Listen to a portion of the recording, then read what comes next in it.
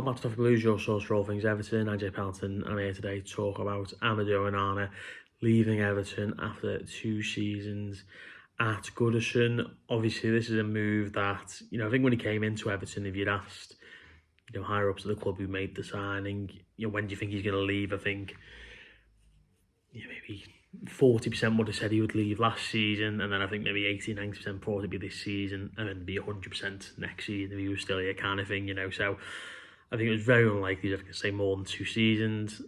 I think if he did, it'd be like, the very unlikely case that he just loved Everton, loved playing for Everton, and he was doing well, and he was happy to be here for, a number of years, sign a new contract, that sort of thing. That seemed very unlikely, or much more likely than that, but unlike in the grand scheme of things, he'd stink the gaff out and wouldn't play well, but that's not happened. He obviously hasn't set the world alight, he hasn't been absolutely brilliant, and I think that is why we felt any disrespected. The Villa who've come in, he's gone to that level where I think he probably would have gone to that level had he done more with us, and he would have gone to a team who are going to challenge for leagues, they're going to challenge for, to win the European Cup, not just to a team who are obviously playing in it, and you might only get 6 games in the Champions League next season, obviously we don't know. We'll see how Villa get on, but I think it's a good move for him. If he'd done better, he could have got a better move, is kind of where I think we're at. And I think because of that, it means we've got £50 million with 5 million add-ons, 55 million overall. Some people are disappointed on that, but at the end of the day, he's played 2 seasons. I'd say on average, he's probably been a 6.5 out of 10 over those 2 seasons.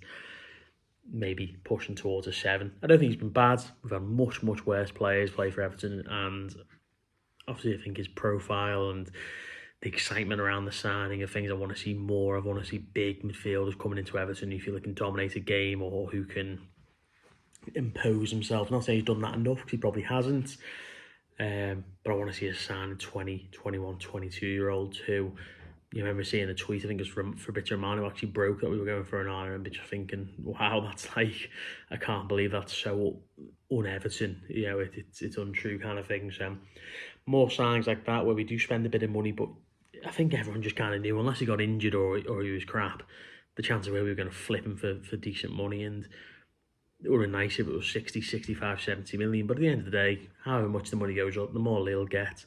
They're going to get, I think, £5 million of this 55 million, which means £20 million profit for us. Nothing to be sniffed at, I would guess. Looking at obviously Stones, Lukaku,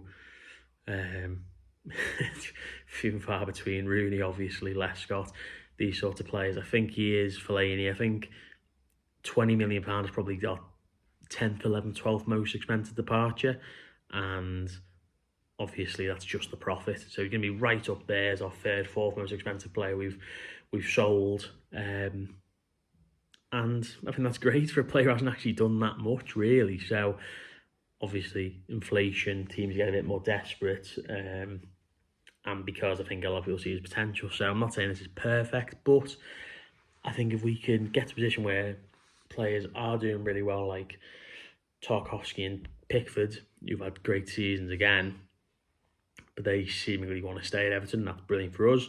Or players like Branthwaite, who did really well last campaign, Calvert-Lewin, who came back into favour, and not just in terms of playing, but in terms of his injuries and scoring more goals, and they could both go for big, healthy profits if they were to leave.